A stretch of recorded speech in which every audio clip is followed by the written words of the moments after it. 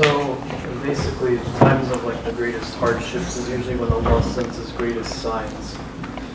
Like for example, during the hardest time of the Prophet's life was the year he made Isra and Mi'raj. Would you say you have seen anything, maybe obviously not to that caliber, but like maybe a miracle or something that gives a metaphysical type of hope or some sign of Allah there? Can you hear me now? Yeah. So I mean, as a miracle or a mu'jiza, mu'jizas happen to prophets and anbiya. I wouldn't, in my opinion, that doesn't happen to a mere human being, mere person like myself, right? Mu'jizas are reserved for Allah subhanahu wa ta'ala to give to His anbiya. Okay. However, you do feel, when I was there was one thing that I would say that was different. And I wouldn't call it a mu'jiza, but I would call it the atmosphere in Gaza, right? But Wallah al-Azim, I didn't feel any fear. Not because I'm brave or anything of that, so I'm not touting my own self here, but there was a sense of sukoon. Okay. Sukoon, Allah subhanahu wa ta'ala uses this in several ayat to talk about the sakina, the sukoon that Allah subhanahu wa ta'ala puts in the hearts of the believers when they're on the battlefield in terms of Badr, for example, sukoon that Allah subhanahu wa ta'ala talks about when Rasul sallallahu alaihi wasallam and Abu Bakr were in the cave, right? So there is a certain level of sukoon that I felt there. Because you, at the end of the day, you know that your life, your azal, your risk is in Allah subhanahu wa ta'ala's hands. You are not responsible for that. He will give you what you deserve. That's your qada, right? If you have that mental understanding that no matter what, Allah subhanahu wa ta'ala will give me what I deserve, right? He's written stuff for me. I don't have to worry about when my life ends, when my life will stop existing, what will happen to my family, etc. When you have that level of sukoon, that Allah has taken care of this for me, right? You don't think about death anymore. You think that it will come when it comes.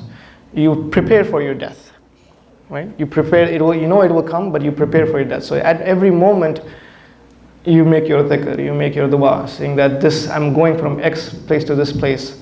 Something can happen, it can happen. I could die. I could walk out from here and I could pass out.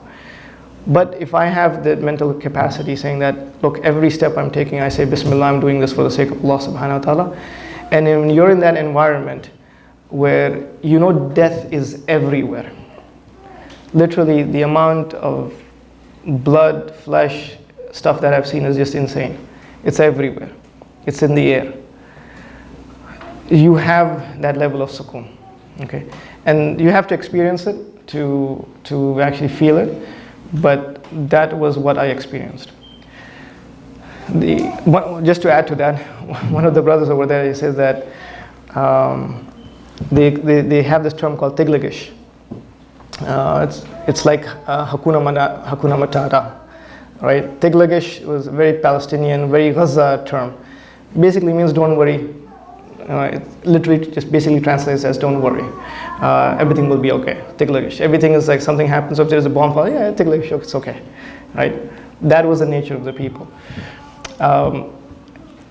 One brother was saying that if you hear something, that means you're fine. If you hear a bomb going off or a bomb coming, then that means you're okay. It's falling somewhere else. If you don't hear anything, then you're in Jannah. Because by the time it falls, you're gone. That's how the mentality was. You see what I'm saying?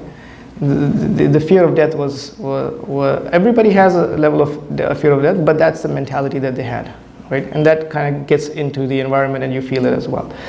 As far as the second part of the question is that what do you see in terms of the calamities of what's happening to the ummah and the intensities and so forth, right?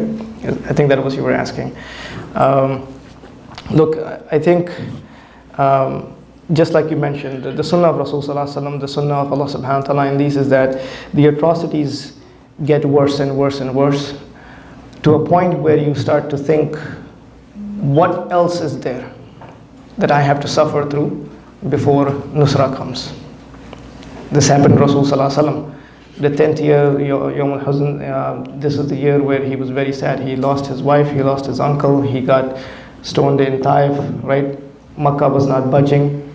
And he had no support coming from anywhere. 10 years of nothing but complete sort of, you could say, in some terms you can say, nothing to show for, right? In terms of his movement. And this is where he's getting out, coming out of the 3 years of concentration camp. Therefore, from year 7 to year 10 is Rasul Sallallahu Alaihi Wasallam, the Sahaba, and some of the people from his tribe suffered in a concentration camp for 3 years. And that's when the concentration camp ended. So this was the lowest point in the life of Rasul Sallallahu Alaihi Wasallam. That's why it's called the year of sadness, right?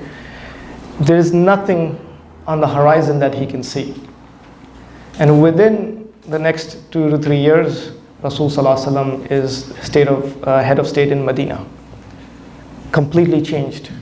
All of a sudden, Nusra comes and he is the head of state. And the situation of the Muslims is now the other way around.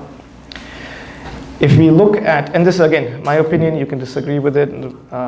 If you look at what is happening, at least in the past, let's say 30 years, since I've gained consciousness, I've seen the atrocities of the first Gulf War, Bosnia, Herzegovina, Chechnya, the 10 years of bombing of Iraq constantly, 500,000 children killed, the wars in Iraq and Afghanistan, right? What's happening in Somalia, Sudan, Congo, right? Egypt, Libya, Syria, Arab Revolution, non-stop.